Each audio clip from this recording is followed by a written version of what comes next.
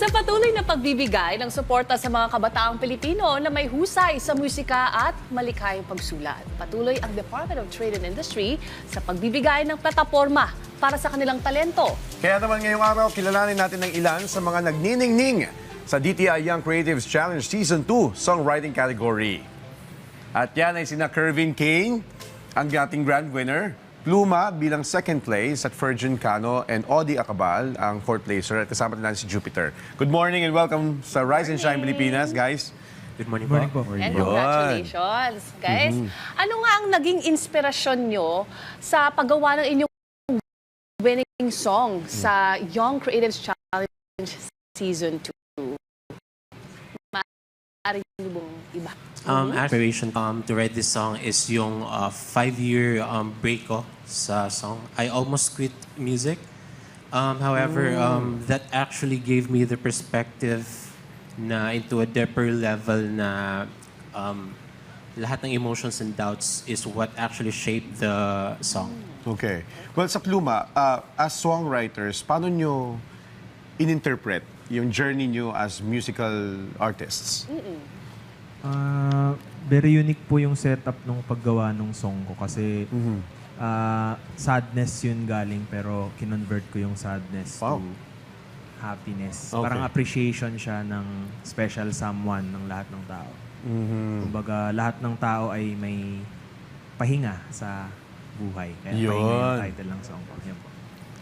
Okay, for Jupiter and Ferjun and Audie, sa kompetisyon nito ng DTI na Young Creatives Challenge, ano naman yung pinakamahirap para sa inyo sa bahagi ng songwriting process na naranasan ninyo that time? Sa side po namin, kami pong tatlo, pinakamahirap po talaga is yung resources.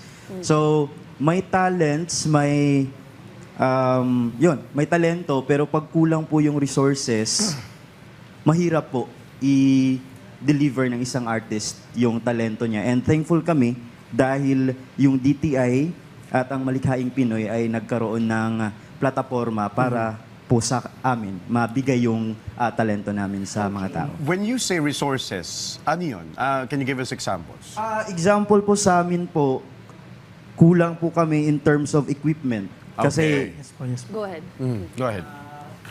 Sa pag-record po, sir, talagang nahirapan po talaga kami kasi mabagal yung equipment.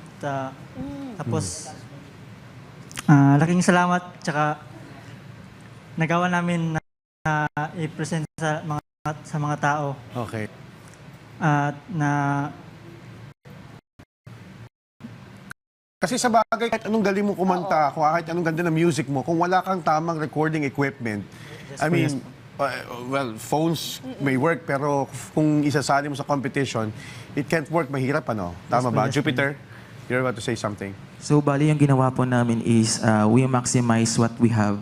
Yung mga resources po na meron kami, yun po yung ginawa namin. At saka, ginawa namin ng paraan para kahit pa paano mag-deliver namin yung song ng maganda yung quality despite of survive talaga namin siya. Diyan naman talaga tayo kilala. Full naman talaga dapat. Oo, diba?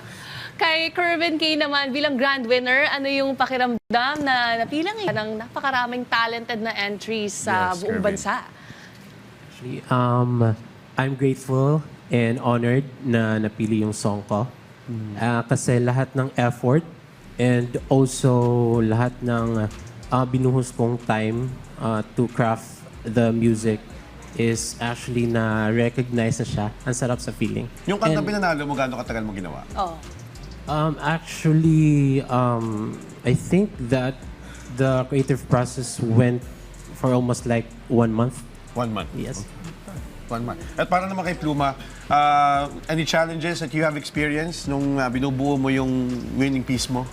Yung challenge ko po is yung sarili kong pagiging multi-genre at multi-tradition kasi ako eh. Okay. So, medyo nagmi-mix-mix yung influence. So, hindi ko mahanap agad yung until no nagkaroon kami ng Yun. certain pagsubok, so ginamit ko yung pagsubok na yun, doon ako nag-focus. Yun. Nice. Okay. Galing, ano? Gusto ko rin po i-take yung chance na magpasalamat sa DTI at sa YC2 dahil sa binigay nila sa aming platform at proud to say na Bisaya kami lahat nandito ngayon. Yun.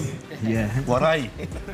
And for you guys naman, ano naman yung pinaka-importanting natutunan nyo sa experience na to? Pinaka-importanting natutunan namin is kahit limited muna yung opportunity as a talent, as an artist, huwag tumigil. Kasi time will come, gaya ng nangyari sa amin, dumating yung DTI, yung platform ng DTI, at napakita po yung talento namin sa buong bansa. Perseverance. Yan. Yes, oo. Alright. So maraming salamat sa inyong lahat. That was Kervin Kane, Pluma, Ferjun Cano,